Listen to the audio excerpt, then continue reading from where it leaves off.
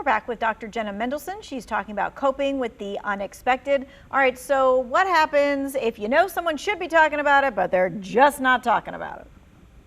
That's a tricky situation because, of course, trying to force somebody to open up is unlikely to be very effective. If that somebody is your child or just a friend in your life, letting them know that you're there for them and they can talk to you about anything, reminding them of that, and then also creating opportunities to talk. So if the person is your child, being around them, having things that you do together where you're not talking too much. And if they choose that moment to open up, you're there for them.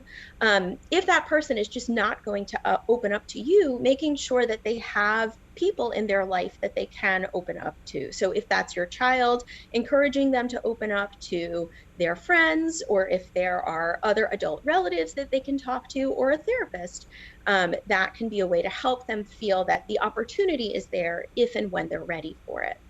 All right, well, let's talk about some unhealthy patterns because that's something that's very common. Sometimes people fall into unhealthy patterns dealing with difficult times. What are some of those and what should we be aware of? So, some pretty clearly unhealthy coping strategies can include substance abuse of really any kind or risky behavior. Sometimes people will resort to doing really risky things that kind of generate a really intense alternate emotional response and takes them out of whatever it is that they are trying not to feel or overwhelmed by. Some less obvious unhealthy coping strategies can really be a normally healthy coping strategy if it's your only one. So, distraction can be a wonderful coping tool if done in moderation. But when it gets to the point that now all you're doing is binge watching TV and you're finding it difficult to go about your day to day tasks, it's become an unhealthy coping strategy.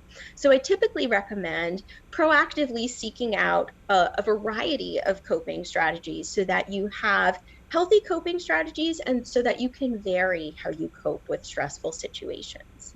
Not just one way, but vary it. Okay. Now, in the days and weeks that follow, coping can still be difficult. Going back to a normal routine can be, kind of challenging. So how long should someone wait before saying, I might need to talk with somebody?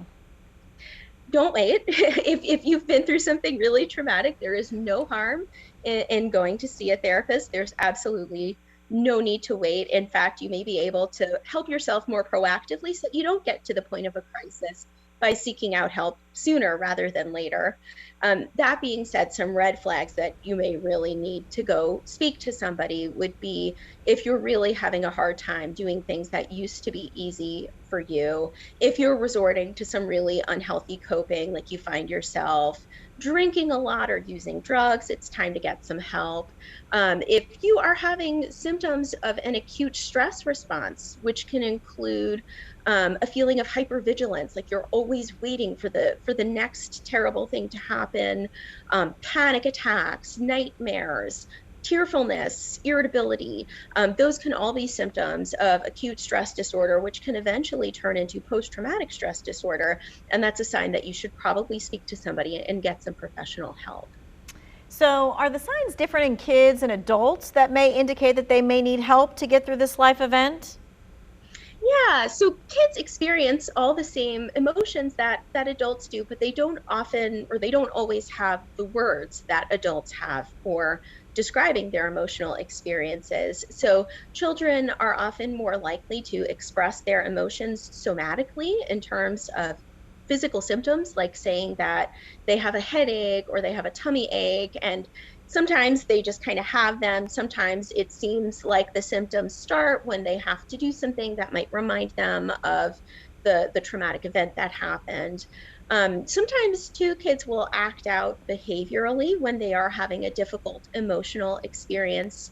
So that can be a previously pretty easygoing child suddenly becoming aggressive or even bullying towards other kids, being really irritable, having angry outbursts, or having, tearful outbursts where they just seem really fearful and sad a lot of the time. That can be a sign that your child is coping with a difficult emotion. Okay, and so there's only about 30 seconds left. Are there any different adult ones that we should know before we go? I think Adults experience all the same feelings, but just maybe have a little bit more insight that what they are experiencing is an emotion. That Hmm. being said, sometimes adults could be having a very challenging emotional experience and not have the words for it either. Yeah, sometimes it is that way. There are no words for certain things when you just get to that point. We thank you for Absolutely. giving us your insight, and we want to make sure that you have the resources that you need. Maybe you do need to talk with someone, or a loved one does. We want to put this all on our website for you so it's easy to find. Look at for WFNYnews2.com.